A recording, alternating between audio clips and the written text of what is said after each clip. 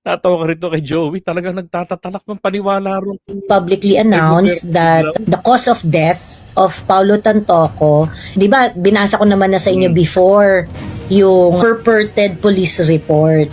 Merong article na from Hollywood LA News. So, yung accident plus cocaine effects in layman's, as reported by Hollywood LA News, it is drug overdose.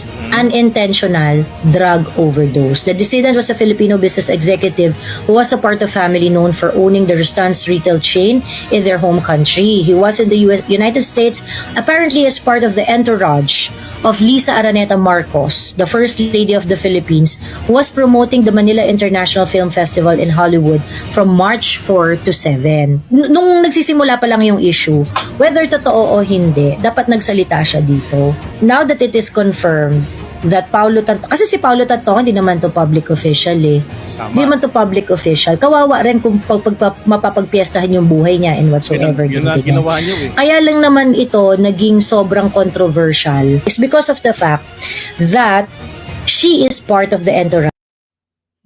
Paulo Tantoco is a guy, not she. Of Lisa Araneta Marcos. So ngayon dahil ito yung nagnganganak noon na doon sa Tricom kay Kong Abante. Yan na tapang-tapang nito. Matigas to. No, ano kaya amoy nito? Amoy Duterte rin kaya ito sa pagkasunog? Anyway, silang mga DDS nag-aaway-away ngayon 'Di ba? Ngayon, alisin muna natin 'to si Joey. Ito yung tinutukoy niya po na LA, yung Hollywood LA News. Ito po yun. Ito yung malinaw na version. Ayan. So, dyan nga naman nakalagay yung other significant condition, yung manner of death, ang nakalagay dyan, accident. Yung other significant conditions, probable atherosclerotic cardiovascular disease. Diba? Yun ang nakalagay dito. Tapos,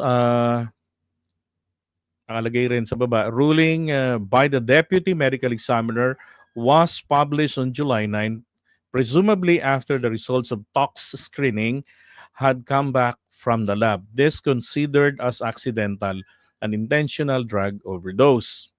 Yan ang sinasabi. And then the dissident was a Filipino, blah, blah, blah. Yan. Ito yung kanyang binabanggit.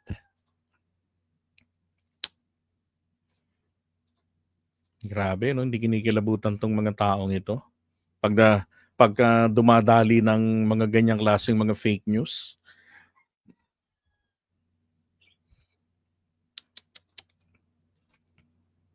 Hindi, Hindi mo na nila sinikap hanapin Is it original na di ba?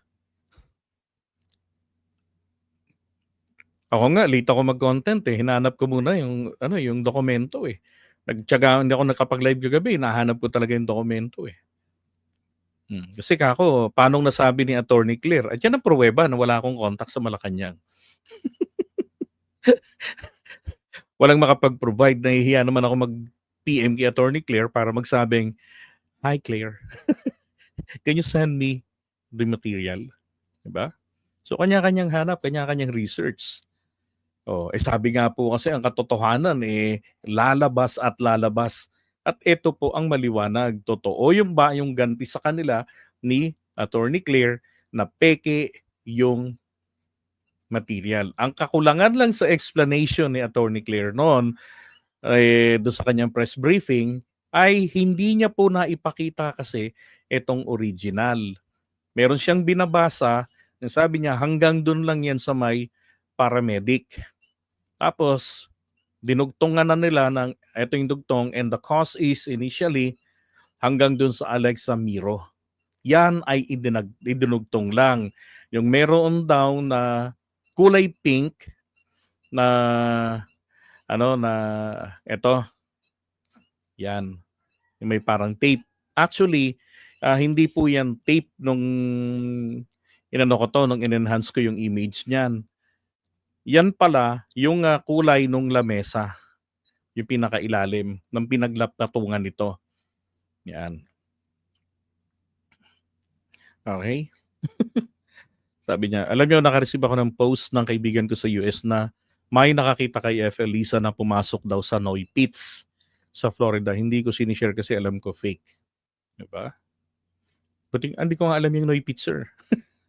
And Angelita Abas ng London. Yan. Magandang araw.